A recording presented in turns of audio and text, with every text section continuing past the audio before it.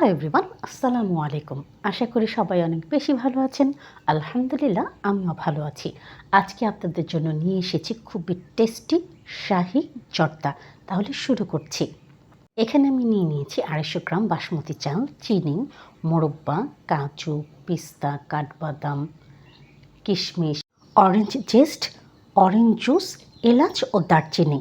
প্রথমে একটি কড়াইতে আমি দিয়ে দিয়েছি পরিমাণ মতো পানি, আর পানি দেওয়ার পর এখানে আমি দিয়ে দিয়েছি 1 চা চামচ পরিমাণে লবণ, আর তারই সাথে দিয়ে দিয়েছি এলাচ ও দারচিনি। তাতে করে ফ্লেভার খুব সুন্দর আসবে। আর পানি যখন গরম হয়ে গেছে, এর মধ্যে আমি দিয়ে দিচ্ছি 250 গ্রাম ধুয়ে ভিজিয়ে রাখা বাসমতি চাল। আপনারা বাসমতি চাল ভিজিয়ে রাখবেন অন্তত 30 থেকে 40 মিনিট, তাহলে সুন্দর একটি রেজাল্ট পাবেন।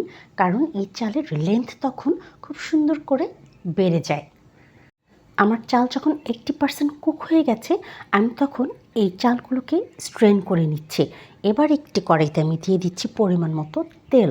তেলগুলো দেওয়ার পরে আমি স্ট্রেন করে রাখা যেই চালগুলি ছিল সেগুলি দিয়ে দিচ্ছি সরাসরি।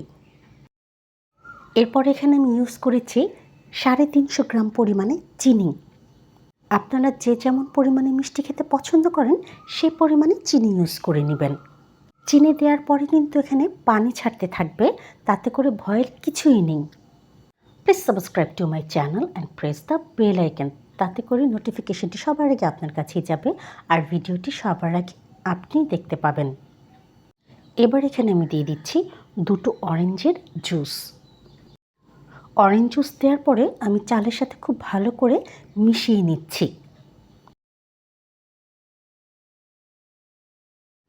এবার এখানে আমি দিয়ে দিচ্ছি কিশমিশ, কুচি করে রাখা কাঠবাদাম, পিস্তা বাদাম, কাজু বাদাম, অরেঞ্জ জেস্ট ও মোরব্বা। এখানে কিন্তু অরেঞ্জ জেস্ট খুব বেশি পরিমাণে দেওয়া যাবে না, তাতে করে জর্দা তেতো হয়ে যাবে। এবার সবগুলো উপকরণ খুব ভালো করে একসাথে মিশিয়ে নিচ্ছি। Please do like, comment, share more and more, তাতে করে আমি অনেক বেশি মোটিভেট হয়ে যাই। আমার ভিডিও বানানোর আগ্রহ অনেক বেশি বেড়ে যায়, আর সেই ভিডিওগুলো আমি আপনাদের সাথে শেয়ারও করতে পারি। কারণ এই ভিডিওগুলো আমি মূলত আপনাদের জন্যই তৈরি করে থাকি। এবার এখানে আমি দিয়ে দিচ্ছি ইয়েলো ফুড কালার, তাতে করে জর্দার লুক দেখতে অনেক বেশি সুন্দর হবে। আর ট্র্যাডিশনাল জর্দার যে কালার সেটি আমরা দেখতে পাই ইয়েলো অথবা অরেঞ্জ কালারের। কালার ইউজ করার পরে চালের সাথে খুব ভালো করে নেড়ে চেড়ে মিশিয়ে নিচ্ছি, যাতে করে ইভেনলি কালারটি সব জায়গায় মিক্স হয়ে যায়। আপনারা অনেকেই আছেন যারা আমার ভিডিও দেখেন কিন্তু কোনোভাবেই সাবস্ক্রাইব করে দিচ্ছেন না আমার ইউটিউব চ্যানেলটিকে। আপনাদের কাছে আমার একটি হাম্বল রিকোয়েস্ট থাকছে, প্লিজ আপনারা অবশ্যই সাবস্ক্রাইব করে দিবেন আমার ইউটিউব চ্যানেলটিকে। আর যারা আপনারা পেজের থেকে দেখছেন তারা অবশ্যই ফলো করে দিবেন আমার পেজটিকে। এই পর্যায়ে এখানে আমি দিয়ে দিচ্ছি 1 চা চামচ পরিমাণে কেওড়া জল, তাতে করে খুব সুন্দর একটি ফ্লেভার আসবে।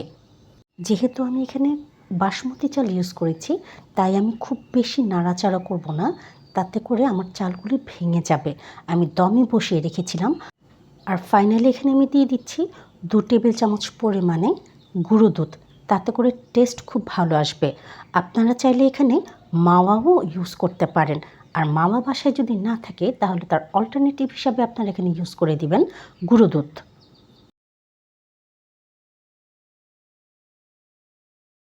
আমার জর্দা কিন্তু হয়ে গেছে। এবার আমি রেস্টে রেখে দেবো অন্তত ঘন্টাখানেক।